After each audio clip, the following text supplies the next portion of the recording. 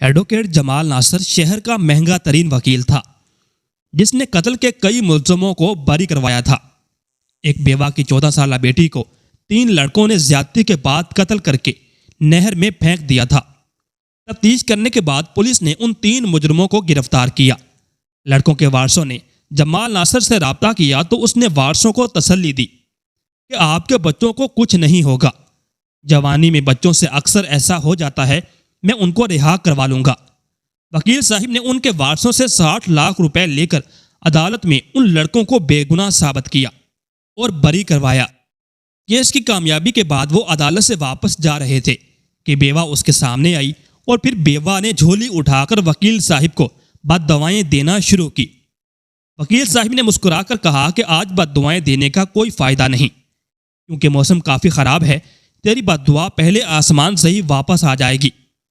اس نے بیوہ پر طنز کرتے ہوئے کہا کہ جب اپنی بیٹی کی عزت کی حفاظت نہیں کر سکتی تو اسے جنم کیوں دیا؟ بیوہ عورت روتی ہوئی گھر واپس گئی اور اپنی چھوٹی بیٹی کا گلا دبا کر خود بھی خودکشی کر لی۔ 12 سال بعد وکیل کی بیٹی کی شادی ہوئی تو جمال ناصر کو شروع میں ہی وکیل بننے کا بہت شوق تھا۔ اس کے گاؤں میں ایک وکیل تھا جس کی بڑی سی گاڑی تھی اور ایک بنگلہ بھی تھا۔ پورے گاؤں میں اس وکیل کی لوگ بہت عزت کرتے تھے۔ جمال ناصر شروع سے ہی اس سے بہت زیادہ متاثر تھا۔ شروع میں ہی جس خاندان میں اس نے آنکھیں کھولی تھی وہ ایک غریب خاندان تھا۔ جمال ناصر کا باپ اسی وکیل کے گھر میں ملازم تھا۔ ایک دن ایسے ہی اس نے اپنے باپ سے پوچھا کہ وکیل صاحب کے پاس اتنی مال و دولت کیسے ہے؟ اس کے باپ نے جمال ناصر کو بتایا، بیٹا، وکیل صاحب اپنے کلائنٹ کا کیس لڑتے ہیں اور اپنی مہارت سے وہ کیس جیت جاتے ہیں۔ جمال ناصر باپ سے کہنے لگا کہ میں بھی بڑا ہو کر وکیل بنوں گا۔ اس پر اس کے باپ نے جمال ناصر کو نصیحت کی کہ بیٹا، میں زندہ رہوں یا نہ رہوں مگر میری ایک نصیحت یاد رکھنا اور اس کو اپنے پلے باندھ لینا، ہمیشہ مظلوموں کا ساتھ دینا۔ ظالم کا ساتھ دینے والا خود بھی ظالم ہوتا ہے اور ظلم کا انجام برا ہوتا ہے۔ میں نے اس وکیل کے بارے میں سنا ہے کہ یہ ہر اس شخص کا ساتھ دیتا ہے جس کے پاس پیسہ ہو اور وہ حق پر ہو یا نہ ہو، اس بات کی یہ پرواہ نہیں کرتا۔ میں تم سے التجا کرتا ہوں کہ ایسا مت بننا۔ اس نے اپنے باپ سے وعدہ کیا کہ میں ہمیشہ مظلوموں کا ساتھ دوں گا۔ اس کے باپ نے جمال ناصر کو سمجھانے کے لیے گاؤں کے چودھری کی مثال دی۔ جب ایک دن گاؤں کے غریب کسان کی بکریاں چودھری کی زمین میں چلی گئی، چودھری کے ملازموں نے اسے بتایا کہ نزدیک کی بکریاں آج بھی ہماری فصلوں میں چلی گئی ہیں۔ یہ سن کر چودھری کو بہت غصہ آیا۔ اس نے اپنی گاڑی نکالی اور اپنی زمینوں کی طرف روانہ ہوا۔ اس کی گاڑی میں 2 سے 3 شکاری کتے بھی تھے۔ وہاں جا کر چودھری نے کسان کی بکریوں پر شکاری کتے چھوڑ دیے۔ کتوں کی آواز سن کر کسان بھاگا آیا اور چودھری صاحب کے قدموں میں گر گیا اور اسے معافی مانگنے لگا اور کہا کہ سردار، مجھ سے غلطی ہو گئی، میرا بیٹا چھوٹا نادان تھا، میں نے اسے بکریاں چرانے کے لیے بھیجا لیکن وہ ان کی حفاظت نہ کر سکا اور کھیلنے میں لگ گیا۔ غلطی سے بکریاں آپ کی کھیت میں چلی گئی، میں آپ سے معافی چاہتا ہوں اور آپ سے اس بات کا وعدہ کرتا ہوں کہ آئندہ ایسا کبھی نہیں ہوگا۔ مگر چودھری نے کسان کو لات مار کر دور پھینک دیا اور اس کی کسی بات کا یقین نہ کیا۔ شکاری کتے بیچاری بکریوں پر حملہ کرتے رہے۔ 4 سے 5 بکریاں موقع پر ہی ہلاک ہو گئی جبکہ کافی تعداد میں کسان کی بکریاں زخمی ہوئی تھی۔ چودھری وہاں سے واپس چلا گیا۔ ماسٹر جی کو جب اس واقعے کا پتہ چلا تو تعزیت کرنے کے لیے کسان کے پاس آیا اور کہا، کب تک ان وڈیروں کے ظلم کو برداشت کرتے رہو گے؟ چلو میرے ساتھ پولیس اسٹیشن، ہم چودھری کے خلاف رپورٹ درج کرواتے ہیں۔ یہ سن کر کسان نے انکار کر دیا کہ پہلے ہی اس نے میری یہ حالت کر دی ہے۔ اگر چودھری کو اس بات کا پتہ چل گیا کہ میں پولیس اسٹیشن گیا تھا تو وہ تو مجھے زندہ نہیں چھوڑے گا۔ لیکن ماسٹر صاحب نے کسان سے کہا کہ آج اگر تم اس ظالم وڈیرے کے سامنے کھڑے نہ ہوئے تو کوئی بھی نہیں ہوگا۔ اگر آج تم چلے گئے تو کل کو باقی گاؤں والوں میں بھی یہ شعور پیدا ہوگا کہ ہم کوئی بھیڑ بکریاں نہیں۔ چودھری اپنی مرضی سے ہم پر کیسے حکمرانی کر سکتا ہے؟ ہم بھی خدا کی مخلوق ہیں اور آزاد ہیں۔ ماسٹر صاحب کی نصیحت پر عمل کرتے ہوئے کسان ماسٹر کے ساتھ پولیس اسٹیشن چلا گیا اور چودھری کے خلاف رپورٹ درج کروائی۔ تھانے دار چودھری کا خاص بندہ تھا۔ اس نے چودھری کے خلاف رپورٹ درج کی، پھر کسان سے کہا کہ آپ بے فکر ہو کر گھر چلے جائیں، میں چودھری کے خلاف سخت ایکشن لوں گا اور ہم اس کے خلاف سخت سے سخت کارروائی کریں گے۔ لیکن ماسٹر صاحب اور کسان جیسے ہی پولیس اسٹیشن سے باہر نکلے تو پیچھے سے تھانے دار نے چودھری کو فون کیا اور کہا کہ آپ کے گاؤں کے 2 باشندے آپ کی شکایت لے کر ہمارے پاس آئے تھے۔ چودھری کے پوچھنے پر تھانے دار نے بتایا کہ ایک ماسٹر تھا اور ایک کسان تھا جس کی بکریاں شاید آپ کے کتوں نے زخمی کی تھی۔ یہ سن کر چودھری کو بہت غصہ آیا۔ اس نے ماسٹر صاحب اور کسان کو سبق سکھانے کا فیصلہ کیا۔ سب سے پہلے اس نے ماسٹر صاحب کا ٹرانسفر دور کے علاقے میں کروایا، مگر ٹرانسفر کروانے سے پہلے اس نے ماسٹر صاحب کی خوب پٹائی کی۔ اپنے ملازموں سے کہا کہ ماسٹر صاحب کا منہ کالا کر کے اس کو گدھے پر بیٹھاؤ اور پورے گاؤں کی سیر کرواؤ۔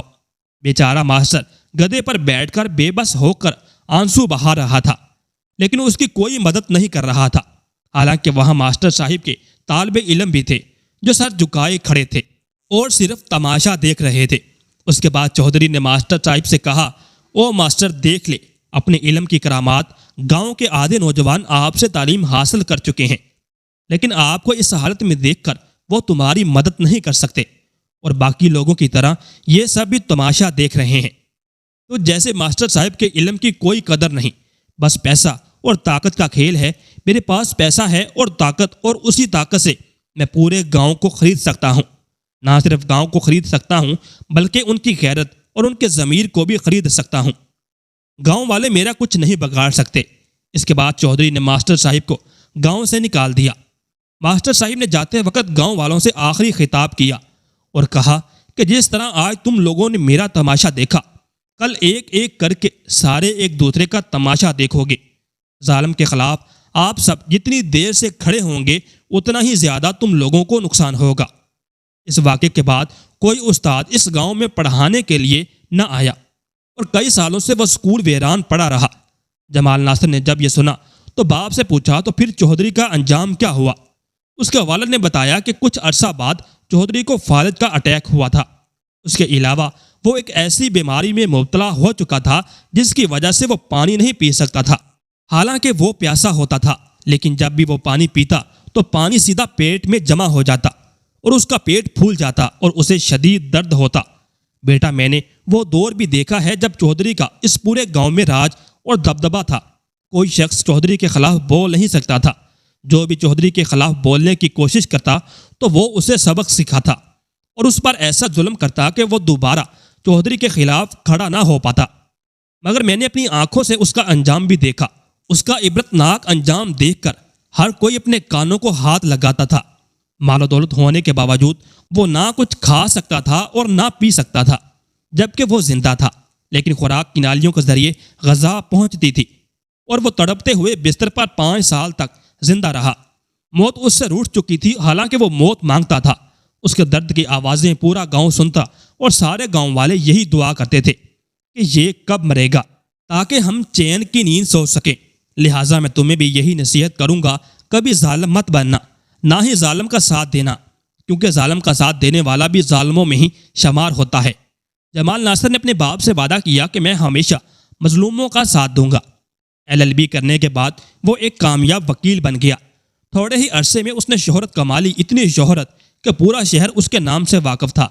غریب فیملی کا یہ بچہ شہرت ہضم نہ کر پایا اور زمین پر ایسے چلتا تھا جیسے پوری زمین اس کی ہے۔ نہ صرف اکڑ کر چلتا بلکہ اس کے لہجے میں بھی تکبر اور غرور سب کو نظر آتا تھا۔ وہ جانتا تھا کہ وہ ہر کیس جیت جاتا ہے۔ جب حد سے زیادہ شہرت ملی تب وہ اپنے باپ کی وہ نصیحت بھول چکا تھا جو اس کے باپ نے مرنے سے پہلے اسے کی تھی۔ باپ زندہ ہوتا تو شاید اب بھی اپنے بیٹے کو نصیحت کرتا کہ تو غلط راستے پر ہے، انجام سے ڈرو، جس انجام سے ہم سب بے خبر ہیں۔ مگر چونکہ اس کا والد دنیا سے وفات پا چکا تھا، لہٰذا اب وہ کھل کر پیسہ کمانے لگا۔ راولپنڈی کی عدالتوں میں لوگوں کی سب سے بڑی ترجیح ایڈوکیٹ جمال ناصر ہوا کرتا تھا۔ وہ اپنے کسٹمر سے لاکھوں کی فیس لیتا۔ وقت گزرنے کے ساتھ ساتھ اس کا ریٹ بڑھ رہا تھا۔ اس کی فیس وہی لوگ افورڈ کر سکتے تھے جو زیادہ پیسہ کمانے والے تھے۔ جنہوں نے اپنا پیسہ ناحق طریقے سے کمایا تھا وہ قتل کے ملزموں کو ہی نہیں بلکہ مجرموں کو بھی باعزت بری کروا لیا کرتا تھا۔ جمال ناصر کے ہوتے ہوئے شہر کے مجرم سینہ تان کر دن دناتے پھرتے تھے۔ انہیں اب کسی قسم کا خوف نہیں تھا۔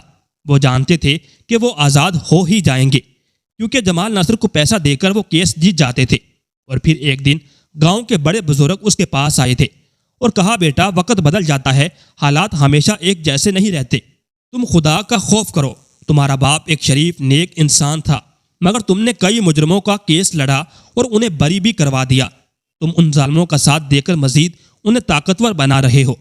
جمال ناصر مسکرا کر کہنے لگا بابا جی اگر آپ لوگوں کے پاس پیسہ ہے تو آئیں، میں آپ لوگوں کا بھی کیس لڑنے کے لیے تیار ہوں، مجھے صرف پیسے سے مطلب ہے، لوگوں کی زندگیوں سے مجھے کوئی مطلب نہیں۔ جمال ناصر نے ان بزرگوں کو واپس بھیجتے ہوئے کہا کہ دوبارہ میرے بنگلے پر تب ہی آنا جب آپ کے پاس پیسے ہوں، ورنہ دوبارہ میرے بنگلے پر آنے کی کوشش مت کرنا۔ اس نے اپنے سیکیورٹی گارڈ کو بھی یہ بات سمجھا دی تھی کہ ایسے لوگوں کو دوبارہ یہاں آنے کی بالکل اجازت مت دینا۔ یہ جون کا مہینہ تھا جب ایک بیوہ عورت کی لڑکی نہر کے کنارے پانی بھر رہی تھی۔ چودھری کا اوباش بیٹا اس لڑکی کی طاق میں تھا مگر اسے موقع نہیں مل رہا تھا۔ آج اس کے پاس موقع تھا کہ وہ لڑکی کو پکڑ سکے۔ چودھری کا بیٹا اپنے دوستوں کے ساتھ لڑکی کے سامنے آیا، اسے گاڑی میں ڈالا اور پھر گاڑی بھگا دی۔ چلتی گاڑی میں انہوں نے لڑکی کی چیخوں کو چھپانے کے لیے گاڑی میں ساؤنڈ سسٹم بلند کر دیا تھا تاکہ کسی کو بھی شک نہ پڑے۔ چلتی گاڑی میں وہ لڑکی کو زیادتی کا نشانہ بناتے رہے۔ وہ مدد کے لیے پکار رہی تھی لیکن کوئی اس کی پکار نہیں سن رہا تھا۔ پولیس کی چوکی سے گاڑی گزری تو پولیس والوں نے دیکھا کہ یہ تو چودھری کا بیٹا ہے اور انہیں اس بات کا بھی علم تھا کہ گاڑی کے اندر ایک لڑکی موجود ہے جو ان کا شکار بنی ہے، مگر اس کے باوجود انہوں نے لڑکی کی کوئی مدد نہ کی بلکہ مذاق میں چودھری کے بیٹے سے یہ بھی کہا کہ جب تم لوگ مال اچھی طرح استعمال کر لو تو بچا کچا مال ہمیں بھی چکھا دینا۔ سب شراب کے نشے میں دھت تھے اور ان کو لڑکی کی عزت کا کوئی خیال نہیں تھا۔ وہ لڑکی کو نوچتے رہے، اس کے بعد پولیس کی چوکی پر اسے پھینک کر چلے گئے۔ پولیس والے بھی اس کی عزت کے ساتھ کھیلتے رہے اور پھر لڑکی سے کہا کہ چپ چاپ اپنے گھر چلی جاؤ ورنہ تمہیں اور تمہاری ماں دونوں کو مار دیں گے۔ لڑکی نے چلا کر کہا کہ میں اب خاموش نہیں رہوں گی، پورے شہر میں جا کر تم لوگوں کے کرتوت بتاؤں گی۔ ایک پولیس والے نے چودھری کے بیٹے کو فون کر دیا کہ لڑکی کا خوف ختم ہو چکا ہے، اسے اب موت کا بھی خوف نہیں رہا۔ ہمیں اس بات کا یقین ہے کہ یہ اعلیٰ حکام کے پاس ضرور جائے گی، کسی میڈیا والے کے ہاتھ چڑھ جائے گی۔ نہ صرف ہماری نوکری ہاتھ سے جائے گی بلکہ یہ تمہارے بارے میں بھی سب کچھ بتائے گی۔ آج کل میڈیا کا دور ہے، ہم تو نوکری سے ہاتھ دھو بیٹھیں گے مگر تمہارا باپ بھی الیکشن نہیں جیت پائے گا، اس کی سیاست بھی ہمیشہ کے لیے دفن ہو جائے گی کیونکہ اس لڑکی کی وجہ سے تمہارے خاندان کی بدنامی ہوگی۔ اب آپ اگلا حکم دیں اس لڑکی کے ساتھ کیا کیا جائے۔ چودھری کے بیٹے نے مسکرا کر کہا کہ اگر وہ بے خوف ہے تو پھر تم بھی بے خوف ہو جاؤ اور اسے مار ڈالو۔ چودھری کے کہنے پر پولیس والوں نے اس لڑکی کو مار کر نہر میں پھینک دیا۔ ایک کسان اپنے کھیتوں میں پانی لگا رہا تھا، پانی میں تیرتی ہوئی لڑکی کی لاش اسے نظر آئی، وہ دیکھ کر ششدر ہو گیا۔ کسان نے لڑکی کو پہچان لیا کیونکہ اس کی ماں نے گاؤں کے تمام مسجدوں میں اعلانات کروائے تھے۔ وہ بیچاری غریب تھی، اخبار میں اپنی بیٹی کے گمشدگی کا اشتہار نہیں دے سکتی تھی، لہٰذا گاؤں کے تمام مساجد میں اعلانات کروائے۔ اس نے لڑکی کی لاش کو پانی سے باہر نکالا، پھر اس کی ماں کو اطلاع دی۔ پورا گاؤں لڑکی کے اس پر اسرار قتل پر حیران تھا اور ساتھ ساتھ پریشان بھی تھے کیونکہ ان کے اپنے گھروں میں بھی جوان بیٹیاں تھیں۔ کچھ میڈیا کے لوگوں نے اس عورت کا ساتھ دیا، پھر تفتیش کرنے پر چودھری کے بیٹے اور ان کے 2 ساتھیوں کو جیل کی سزا ہوئی۔ زیادتی کے بعد لڑکی کو قتل کرنے کے جرم میں پولیس والوں کو بھی پکڑ لیا گیا۔ چودھری اپنے بیٹے کے لیے کافی پریشان ہوا اور اسے پتا تھا کہ اسے کہاں جانا ہے، تو اس نے اپنی گاڑی دوڑائی اور سیدھا جمال ناصر کے بنگلے پر جا پہنچا۔ چودھری کہنے لگا بچے سے غلطی ہوئی ہے، جوانی میں اکثر ایسا ہو جاتا ہے، اب جیسے ہی وہ جیل سے آزاد ہوگا تو میں اس کی فوراً شادی کر دوں گا تاکہ دوبارہ ایسی غلطی نہ کرے۔ یہ سن کر جمال ناصر ہنسنے لگا اور کہا چودھری صاحب فکر مند ہونے کی کوئی ضرورت نہیں، 60 لاکھ میں آپ لوگوں کا کام ہو جائے گا۔ جمال ناصر نے اس چودھری کے بیٹے کا کیس لڑا اور اپنی چالاکی اور ذہانت سے وہ کیس جیتنے میں کامیاب ہو گیا۔ قتل کا جھوٹا الزام اسی کسان پر لگا دیا گیا جو اکثر اس نہر سے اپنی زمینوں میں پانی لگاتا تھا۔ بیٹے کی رہائی پر چودھری نے جمال ناصر کو گلے لگایا اور اسے اپنے گھر پر دعوت دی۔ کہا کہ بیٹے کی رہائی کی خوشی میں آج ایک جشن کا اہتمام ہوگا، آپ کو بھی خصوصی دعوت دی جاتی ہے۔ جمال ناصر خوشگوار موڈ میں عدالت کے دائرے سے باہر آ رہا تھا کہ وہ بیوہ عورت جمال ناصر کے سامنے آئی اور کہا کہ خدا کا خوف کرو، میری مظلوم بیٹی کے قاتل پکڑے جا چکے تھے، بجائے ان کو پھانسی کے پھندے پر لٹکانے کے تو نے ان کو رہا کروایا۔ یاد رکھنا تمہارا انجام بہت برا ہونے والا ہے، اور مجھے اس بات کا یقین ہے۔ جمال ناصر نے اسے کہا کہ بڑھیا اپنے راستے پر چلی جا، میرا راستہ مت روک۔ بیوہ جھولی اٹھا کر اسے بددعائیں دینے لگی، کہنے لگی خدا کا قہر تم پر نازل ہو، تم نے مجھے برباد کیا۔ جمال ناصر نے اس بیوہ عورت کا مذاق اڑایا اور کہا کہ مجھے بددعا دینے کی ضرورت نہیں، اور تمہاری بددعا پہلے آسمان سے ہی واپس آ جائے گی، کیونکہ آج موسم کافی خراب ہے اور آسمان بھی صاف نہیں ہے۔ بیوہ عورت روتی ہوئی واپس جانے لگی تو جمال ناصر نے جاتے جاتے ایک اور اس پر طنز کیا اور کہا اگر بیٹے کی عزت کی حفاظت نہیں کر سکتی تو اسے جنم کیوں دیا؟ یہ وہ بات تھی جس نے اس کا کلیجہ جلا ڈالا تھا۔ وہ روتی ہوئی اپنے گھر میں چلی گئی۔ اس نے اپنی چھوٹی بیٹی کا گلا دبا دیا اور اس کے بعد خودکشی کر کے اپنی زندگی بھی ختم کر دی۔ جمال ناصر بے خوفی سے ناحق لوگوں کو جیل سے آزاد کرواتا رہا۔ اب تو حالات ایسے تھے کہ بے قصور اور بے گناہ لوگ جیل میں تھے، اور ان کا قصور یہ تھا کہ ان کے پاس پیسہ نہیں تھا، جبکہ جرائم پیشہ افراد شہر میں سانڈ کی طرح گھوم رہے تھے۔ ان کے خلاف کوئی ایکشن لینے والا نہیں تھا۔ وقت گزرتا گیا اور جمال ناصر کے برے وقت کا اس وقت آغاز ہوا جب اس نے شادی کی۔ جس عورت سے اس نے شادی کی دوسرے دن وہ گھر سے بھاگ چکی تھی۔ میڈیا پر یہ خبریں چلنے لگی کہ مشہور وکیل کی بیوی اسے دھوکہ دے کر شادی کے دوسرے دن ہی گھر سے بھاگ گئی۔ جمال ناصر اپنی بیوی سے بدلہ لینا چاہتا تھا۔ یہ موقع تھا جب اس نے جرائم پیشہ افراد کا سہارا لیا، ان افراد کا سہارا لیا جن کو یہ جیل سے بری کرواتا تھا۔ کچھ گنڈوں کی مدد سے وہ اپنی بیوی کو بازیاب کرانے میں کامیاب ہوا۔ بیوی اور اس کے یار کو ایک فلیٹ سے گرفتار کیا گیا۔ جمال ناصر نے اس شخص کو مروا دیا، جبکہ اپنی بیوی کو مار کر اندھے کنویں میں ڈال دیا۔ اسے آج بھی اپنی طاقت پر غرور تھا، آج بھی وہ یہی سمجھتا تھا کہ اس کے ساتھ بے وفائی کرنے کا انجام صرف موت ہے، مگر وہ بھول چکا تھا کہ اس کی عمر گزرتی جا رہی تھی۔ ہر آنے والے دن کے ساتھ وہ کمزور ہو رہا تھا۔ کچھ عرصہ بعد اس نے دوسری شادی کی۔ اپنی بیوی کو پہلی بیوی کے بارے میں بتایا کہ اس نے مجھے دھوکہ دینے کی کوشش کی تھی، اور اس کا انجام بھی بتایا۔ وہ اس لیے تاکہ دوسری بیوی گھر چھوڑنے کی جرت نہ کرے۔ خوف کی وجہ سے دوسری بیوی نے گھر سے بھاگنے کی بالکل کوشش نہ کی، لیکن وہ کب تک مکافات عمل سے بچ سکتا تھا؟ اس کی پہلی اولاد بیٹی تھی۔ بیٹی جب جوان ہوئی تو اس نے باپ کا منہ کالا کیا اور گھر سے بھاگنے کے ساتھ ساتھ نقدی اور کافی سارے زیورات لے کر گئی۔ بیٹی کے بھاگنے پر اس نے اپنی بیوی کو تشدد کا نشانہ بنایا اور اسے قصوروار ٹھہرایا کہ تمہاری تربیت میں خامی تھی۔ بیوی نے روتے ہوئے کہا کہ میری تربیت میں کون سی خامی؟ بات دراصل یہ ہے کہ آپ نے اپنے بچوں کو حرام کھلایا، پیسے کی خاطر مظلوموں کی بجائے ظالموں کا ساتھ دیا اور انہیں جیل سے آزاد کروایا۔ آپ کیسے سمجھ سکتے ہیں کہ ناجائز کمائی سے آپ اپنے بچوں کی اچھی تربیت کر سکتے ہیں اور آپ کی اولاد نیک ہو جائے گی؟ بیوی کے یہ الفاظ اس سے برداشت نہ ہوئے۔ یہ پہلی بار تھا جب بیوی اس کے سامنے بولی اور اسے اس کا اصلی چہرہ دکھایا۔ اس نے اپنی بیوی کو اتنا مارا کہ زخموں کی تاب نہ لاتے ہوئے وہ دنیا سے چل بسی۔ بڑی ہی چالاکی سے اس نے اپنے اس جرم کو بھی چھپا لیا۔ اس کے 2 بیٹے اور 2 بیٹیاں جب بڑی ہوئی تو باپ کے ساتھ رہنے کی بجائے انہوں نے دوری اختیار کی۔ ایک بیٹی گھر سے بھاگ چکی تھی، دوسری بیٹی کا بھی حادثہ ہوا اور وہ بھی مر گئی۔ تیسری بیٹی کی شادی اس نے جاگیردار کے اسی بیٹے سے کی تھی جس نے بیوہ عورت کی بچی کو بے آبرو کیا تھا۔ بیٹی کبھی بھی اپنے باپ کے گھر نہ آئی اور اپنے باپ کو بددعائیں دینے لگی کہ اس نے اس ظالم شخص کے ساتھ میری شادی کیوں کی۔ بیٹے شادی کر کے امریکہ میں سیٹل ہو گئے، مڑ کر کبھی باپ کی خیریت دریافت تک نہ کی۔ جمال ناصر اب بوڑھا ہو چکا تھا اور اتنے بڑے بنگلے میں وہ مزدوروں کے درمیان اکیلا رہ رہا تھا۔ پچھلے دنوں ان کا بڑا بیٹا بیوی بچوں کے ہمراہ اپنی سالی کی شادی پر پاکستان آیا تھا۔